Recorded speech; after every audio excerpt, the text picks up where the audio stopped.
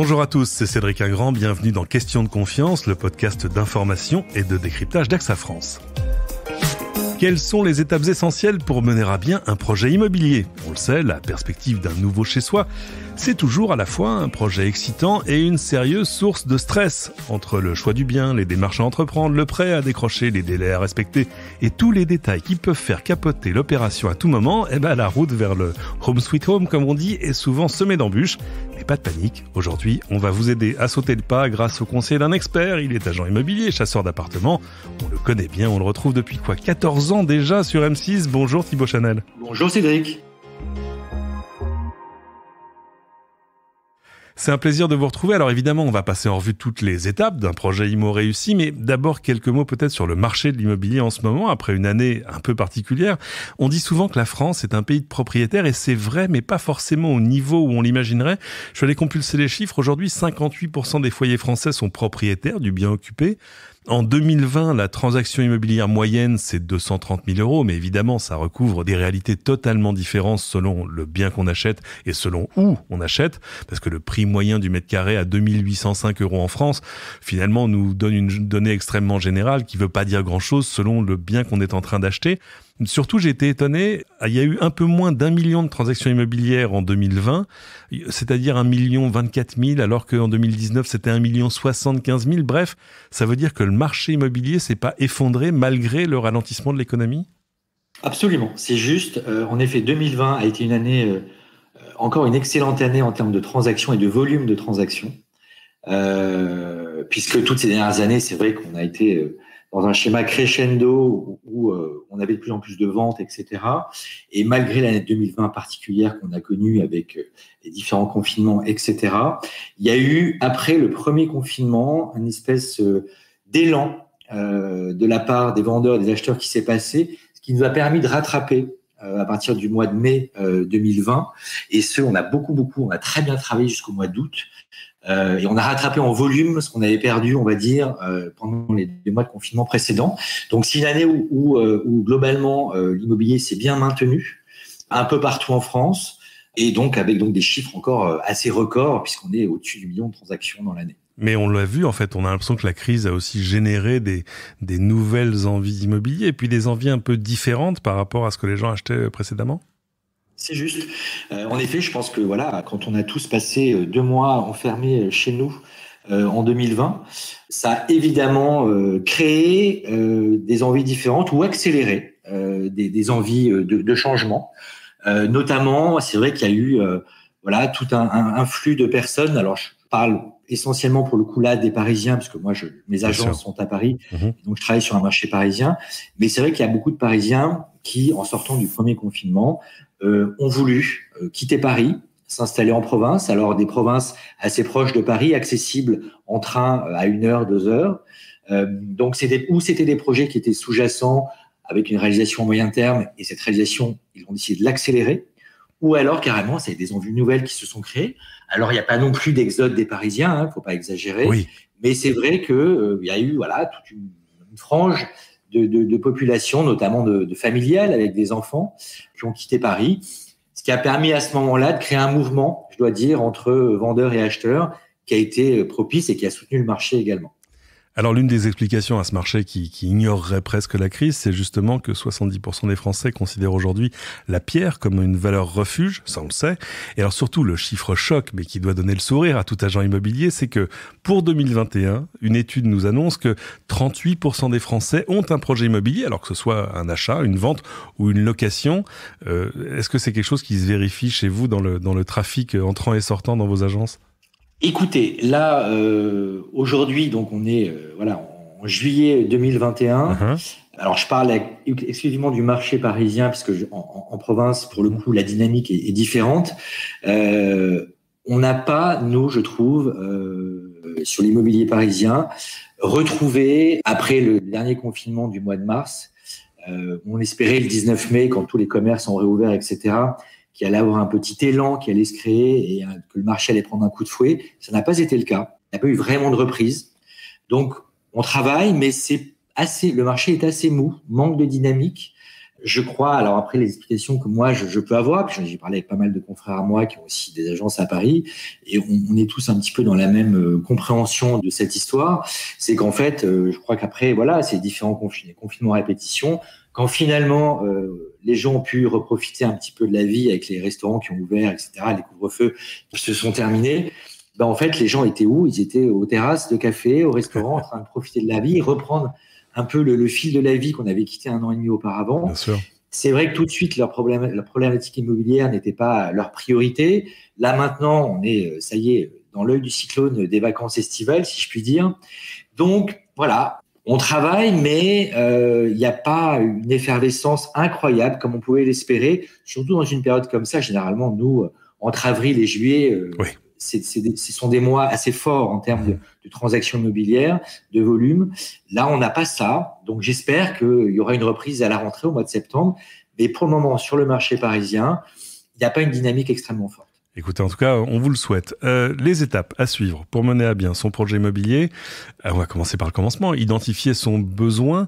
Est-ce que c'est comme pour une voiture? Est-ce qu'on achète toujours des choses qui sont finalement assez différentes de son vrai besoin du quotidien? Parce que la maison, c'est pas juste un outil, un objet utilitaire. C'est aussi, il y a de l'imaginaire, il y a de la projection sociale, il y a une aspiration. Tous ces gens qui vont en province, c'est parce qu'ils ont envie de verre et de place. C'est pas forcément la chose dont ils ont besoin de prime abord. Comment est-ce qu'on identifie son besoin réel? Alors, je dirais même avant l'identification de son besoin, pour moi, la chose prioritaire, c'est identifier son budget. Ah, j'allais y venir, bien évidemment. C'est déterminant. Oui, parce qu'en fait, il faut commencer comme ça, puisque le budget va nécessairement impliquer voilà, certains critères de recherche possibles ou pas.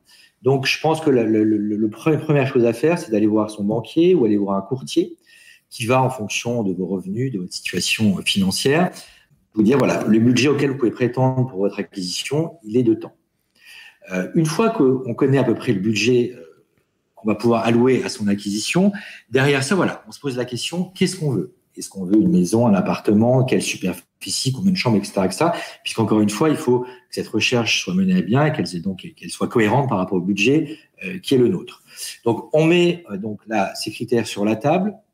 Moi, je dis toujours à mes clients, il faut fonctionner en différentes étapes. Il y a les critères prioritaires, c'est-à-dire que vraiment ceux qui sont indispensables et on ne transigera pas sur ces critères-là. C'est-à-dire que, alors, ça dépend, hein, ça peut être s'agrandir, donc il faut une chambre supplémentaire, par exemple. Ça peut être, je ne sais pas, on veut de la luminosité du soleil qu'on n'a pas aujourd'hui, on est dans un premier étage, on veut un étage plus élevé si on est dans un appartement. Ça peut être une localisation particulière, ça peut être éventuellement, voilà, toutes ces choses-là qui, on va dire, font partie du nœud central de la recherche immobilière. Après, derrière, il y a les critères secondaires, c'est-à-dire si ces critères sont là, c'est formidable. S'ils ne sont pas tous présents, il faut accepter l'idée qu'on va peut-être faire l'impasse sur certains de ces critères-là. C'est-à-dire j'aimerais bien un balcon, mais peut-être qu'il va falloir que je m'en passe, enfin ce genre de choses. Et voilà, typiquement, exactement, voilà un très bon exemple. Ça peut être, il nous faut une 3e chambre, mais ce serait super si on pouvait avoir également un petit bureau à côté. Peut-être le plus gros. Grosse demande sur l'année écoulée, évidemment. Oui, absolument. Donc, je pense qu'il faut arriver comme ça à poser ces critères, les critères vraiment prioritaires qui sont indispensables, les critères secondaires, c'est là, c'est bien, on en aura certains, on les aura pas tous. Et je crois que c'est vraiment l'idée, c'est de dérouler le fil de cette manière-là. Et rester un peu la tête froide sur ce à quoi on peut accéder ou pas. Oui, je crois qu'il faut. Alors, on est tous pareils, hein, quand on achète.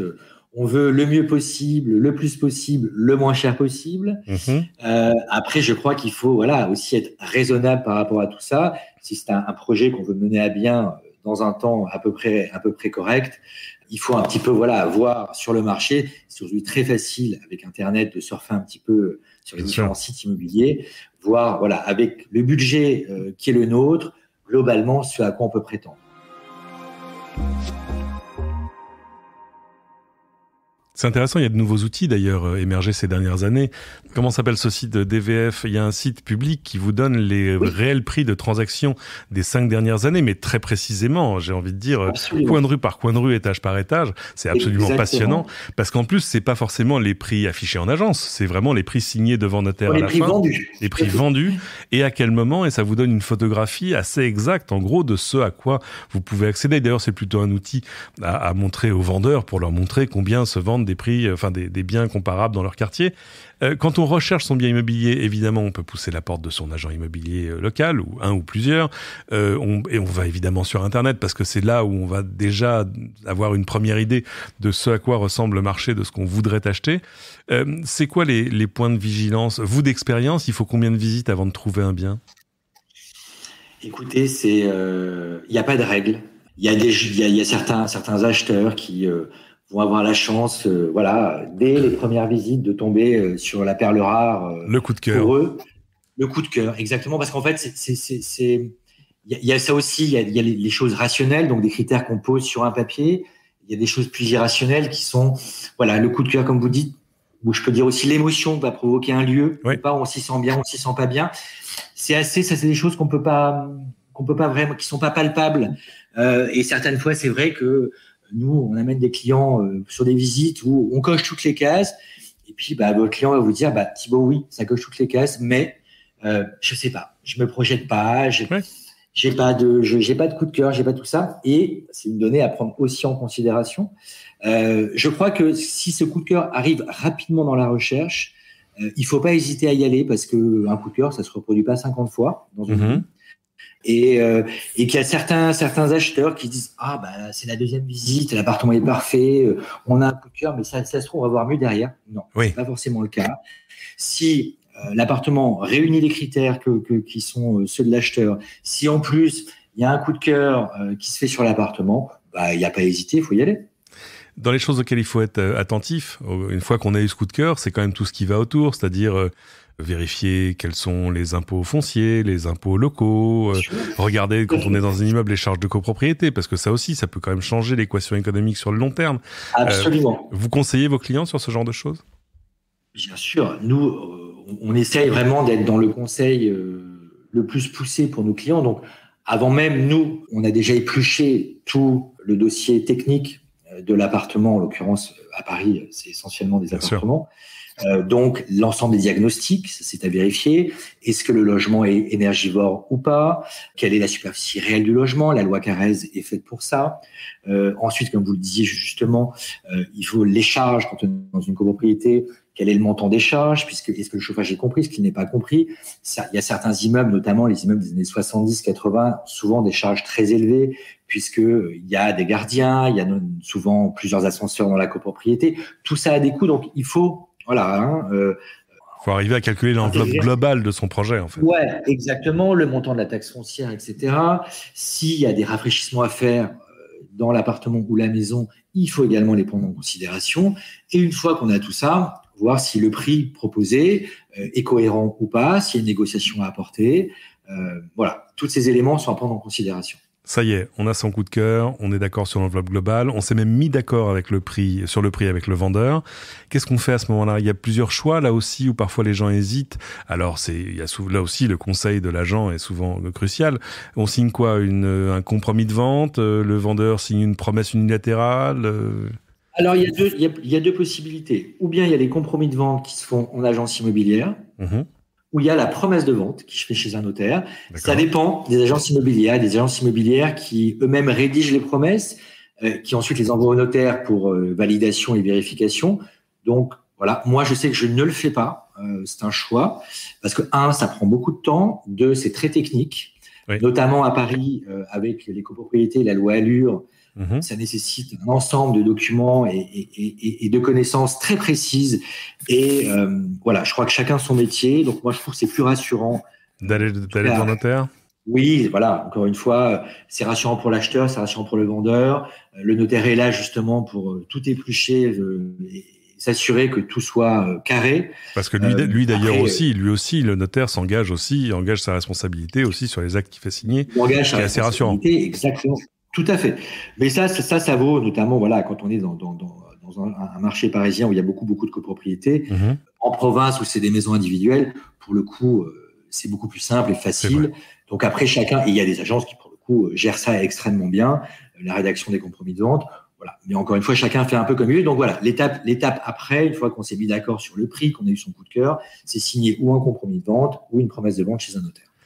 On a le droit de se rétracter quand même, tant vendeur qu'acheteur. L'acheteur a 10 jours. Ouais, tout à fait. Alors, il y a différentes possibilités et moments où on peut se rétracter lorsqu'on a signé une promesse de vente.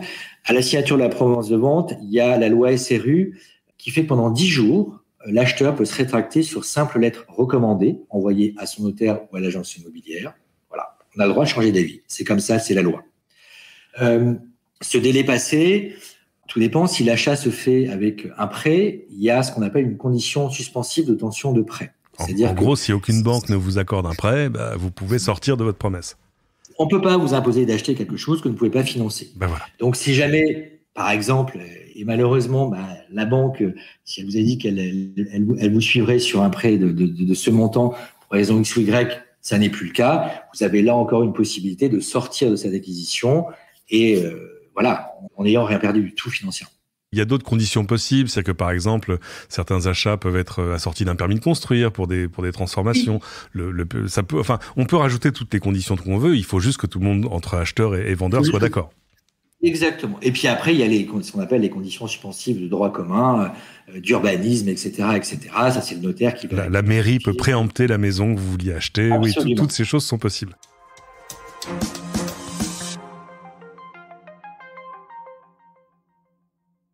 On arrive à ce qui est probablement le gros du problème et le gros du dossier pour les acheteurs, c'est quand même le financement. C'est-à-dire arriver à trouver le bon prêt. Alors, on est dans une situation conjoncturelle extraordinaire parce qu'aujourd'hui, on emprunte autour de 1% sur des projets immobiliers. Moi, je vois encore des prêts qui sont en dessous de 1% ou juste au-dessus. C'est extraordinaire. Il faut se souvenir que nos parents, fin des années 70, début des années 80, ils empruntaient à 14%. C'était quand même une économie totalement différente. Mais alors, du coup, si ces taux sont bas, les conditions d'accès à l'emprunt sont devenues plus contraignantes parce qu'évidemment, les banques sont extrêmement prudentes face à des prêts qui leur rapportent pas grand-chose, à part peut-être de nouveaux clients. Il y avait des règles qui étaient par exemple un endettement maximum à 33% de vos revenus. En clair, il fallait pas que votre mensualité de crédit dépasse un tiers de vos revenus. On a en France le HCSF, le Haut Conseil de stabilité financière, qui a assoupli ces conditions et qui dit que maintenant les banques peuvent porter ça à 35% de vos revenus, on peut même pousser la durée du prêt jusqu'à 27 ans. Ça veut dire quand même que ça a ouvert les portes à l'accession immobilière à toutes sortes de gens qui pouvaient pas accéder sinon à un bien immobilier, du moins au même bien auquel il pourrait prétendre aujourd'hui, mais c'est compliqué de décrocher son crédit.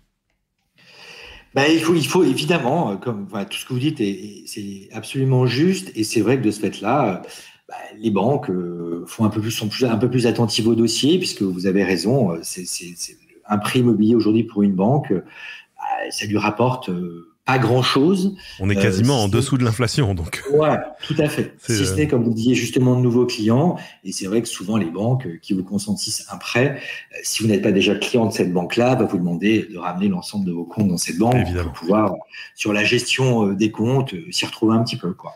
Il y a des choses qui ont changé sur l'assurance de prêt, parce qu'évidemment, les taux sont si bas que tout à coup, l'assurance de prêt représente une véritable enveloppe face au coût du prêt proprement dit. Sur l'assurance de prêt, on peut quand même mettre les assureurs en compétition. En compétition. J'ai même vu qu'on pouvait changer d'assurance de prêt au cours du prêt désormais. Tout à fait. D'ailleurs, comment on fait ? On va voir ça. Alors, j'imagine que d'abord, on va voir son banquier à soi, parce que c'est quand même lui qui vous connaît. Absolument. Je crois qu'il faut commencer par ça. On va d'abord voir son banquier. On va voir quelles sont les conditions qu'il va vous proposer pour le financement de ce prêt, le taux, la durée, etc., etc. Si tout vous paraît, juste et c'est à peu près ce que vous attendiez en termes de taux, de frais de dossier, j'ai envie de vous dire, très bien.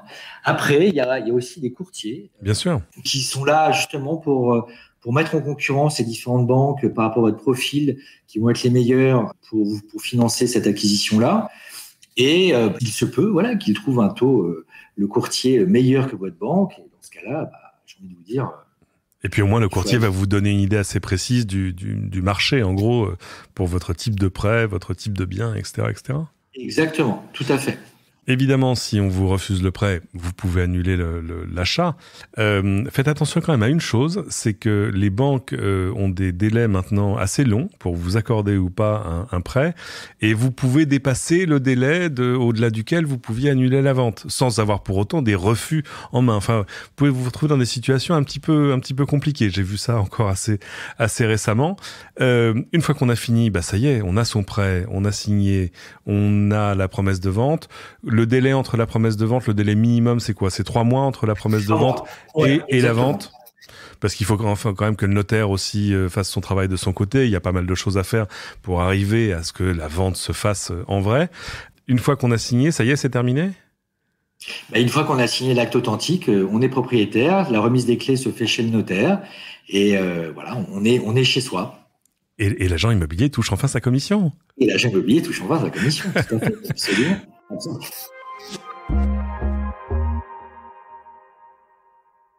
Alors évidemment, dernier volet, parce que chez AXA, j'ai posé la question. Évidemment, l'assurance habitation, c'est quelque chose qu'on prend souvent par défaut, parce qu'on a l'impression qu'elles se ressemblent un peu toutes.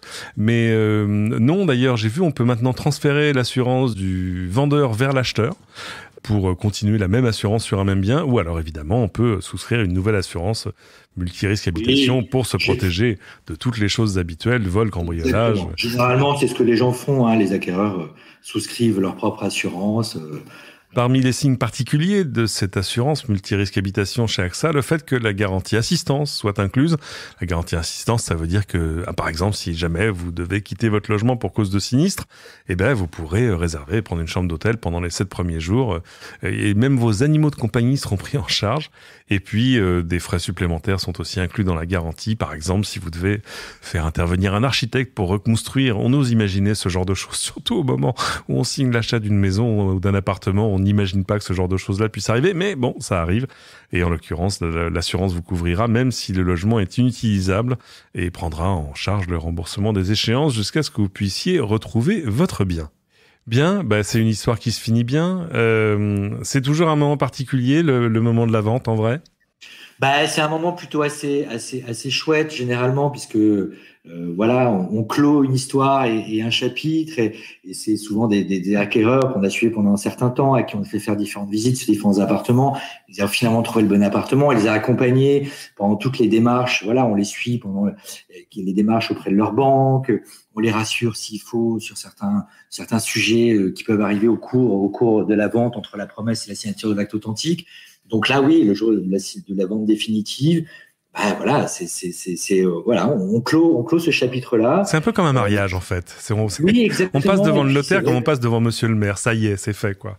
Ça y est, c'est fait. Et généralement, c'est une autre page de vie qui s'ouvre pour nos clients acquéreurs, et c'est plutôt chouette de les avoir accompagnés dans ce moment-là, sachant que dans notre métier, ce qui est important, c'est aussi le côté humain de ce métier-là qui crée des choses plutôt assez chouettes entre nous, agents immobiliers, et clients vendeurs et acheteurs. Merci infiniment Thibaut Chanel pour tous ces conseils. Je rappelle évidemment qu'on vous retrouve dans vos 3 agences parisiennes, mais aussi sur M6 dans Recherche appartement ou maison. Ça reprend quand ? Écoutez, là, je sais qu'il y a des diffusions. Il y a eu une diffusion là il y a quelques jours. Il y a encore une diffusion au mois de juillet. Après, les diffusions vont s'arrêter. Moi, quand je regarde la télé nuitamment, j'ai l'impression de toujours tomber sur vous. Et après, ça reprendra à la rentrée. Là, on tourne, on retourne à la rentrée beaucoup. Donc, ça va revenir très vite ensuite à la rentrée. En attendant, où est-ce qu'on peut vous retrouver en ligne ? Il y a thibautchanel.com, le site de vos agences, et sur les réseaux sociaux ? Sur les réseaux sociaux, Instagram, Thibaut Chanel, où j'ai un compte perso, Thibaut Chanel, un compte Thibaut Chanel Immobilier, où on suit un peu mon activité professionnelle. Merci infiniment. C'est ainsi que se termine cet épisode. Merci à tous de l'avoir suivi. Pensez évidemment à vous abonner à ce podcast, mais je n'ose imaginer que ce ne soit déjà fait, à partager cet épisode avec vos amis, surtout s'ils se posent des questions sur leur prochaine maison. Pensez enfin à venir déposer vos commentaires sur votre application de podcast préférée, et à très bientôt pour une nouvelle question de confiance.